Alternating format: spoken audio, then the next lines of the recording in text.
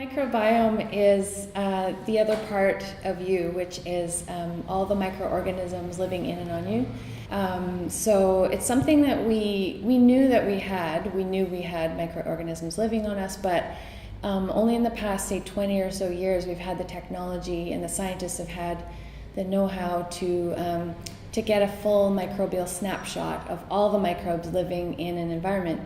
And so because of this, we've realized we're actually half microbial. We have about 50% of the cells in and on us are invisible and microscopic, and they are the microbes, bacteria, viruses, fungi, and the other half of us is the human cells.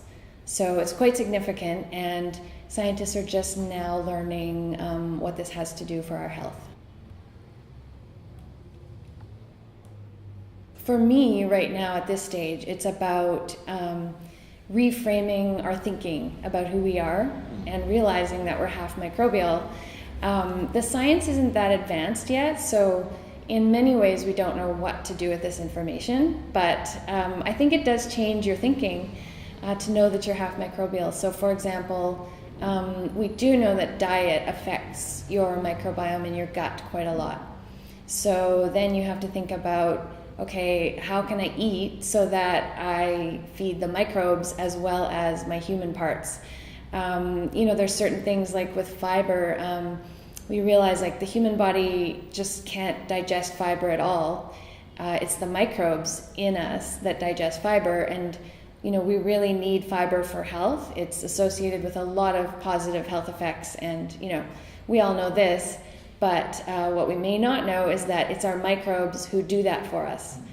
They produce the short-chain fatty acids, and they have the enzymes to digest them and therefore help our health. So we have to think about feeding both sides of us. Yeah, so they're working for free? They are, yeah, they're working for free. Well, just for a warm place to stay, and they like our bodies. That's a good habitat for them, and in return they'll give us some great health benefits. Once we learned that the microbiome was related to many diseases, people started to say, well, could we just transplant the microbiota of a healthy person into a sick person? People have tried it for everything from irritable bowel syndrome to obesity. And yeah, they really have tried it. Doctors have tried this. And, so far, the only situation it's reliably useful in is recurrent C. difficile infection. They've tried it with obesity. It didn't work to affect the body weight of the recipient. And so what that means to me is that maybe the microbiota isn't causing these diseases. Maybe we need a more fine-tuned approach. The other thing is that the microbial community in an adult is very stubborn. It's hard to change. You can't just expect to put a bunch of microbes in there and they will grow and take. And I think that's a good thing in many senses, but over time when we develop therapeutics from this area, we'll have to learn the fine-tuning of it. No. So it is, your microbiome is a unique thing to you. We know several factors that shape it. Some factors we don't know, but your genes shape part of it, and then a lot of environmental influences. The big point in your life when it's shaped seems to be when you're born, the moment of birth. So coming out of the birth canal, or when you have a C-section, you may be influenced by the microbes around you in the hospital or wherever it happens. So that's a big moment, and then the rest is kind of environmental influences. It may depend, there's new research showing that it might even depend on the order in which microbes arrive in your gut, and that permanently shapes the way your gut looks.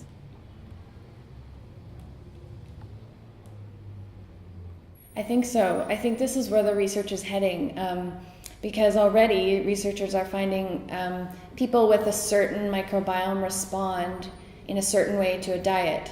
And I think we already know that, not everyone has the same diet that's suitable for them.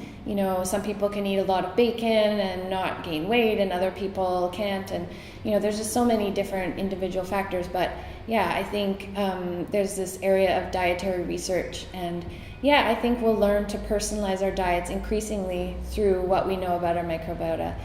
I have to say at this stage, it's not possible necessarily to do that, but maybe on a broad scale, maybe there's talk of 3 enterotypes, which is 3 categories of gut microbiota. Maybe 1 or 2 of those will respond better to a high fiber diet in terms of the health effect. So that's what we know so far, but we're going to get more and more fine-grained information.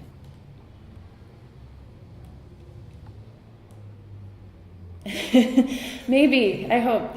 Yeah, it's really interesting that there's already therapeutics being developed. So targeting not you as a human, but your bugs, and getting them to produce different health effects based on, doing something to them. So yeah, it's quite exciting that, one day you could drug your bugs and then you could eat whatever diet without the health effects that typically follow.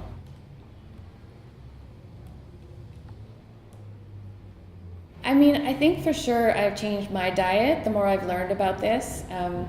I think what it did for me was it made the connection between my diet and my health so much more immediate, because we all know that over the long term we should eat healthy, but this pain au chocolat doesn't matter, but for me it's like you consider everything that you put in your mouth, because you have the trillions of mouths in your gut waiting for that food and acting on that. So yeah, to me that was the motivation, and I definitely now eat less sugar, more fiber to feed my bugs.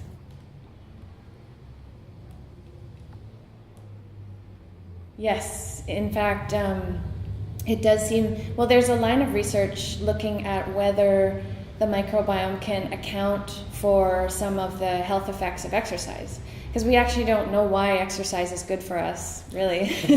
But scientists haven't really made all the connections, to how that happens, all the pathways. So maybe the microbiome is part of that. It's you change your microbiome through exercise, and that affects your health, particularly through the immune system or different metabolites produced.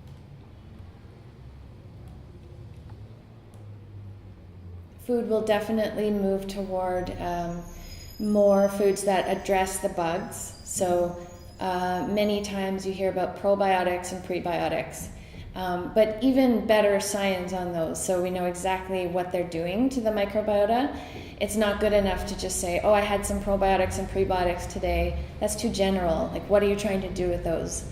I think food is changing that way. I think we're also getting back to a lot of the fermented foods that were traditional, and now really realizing the value of those.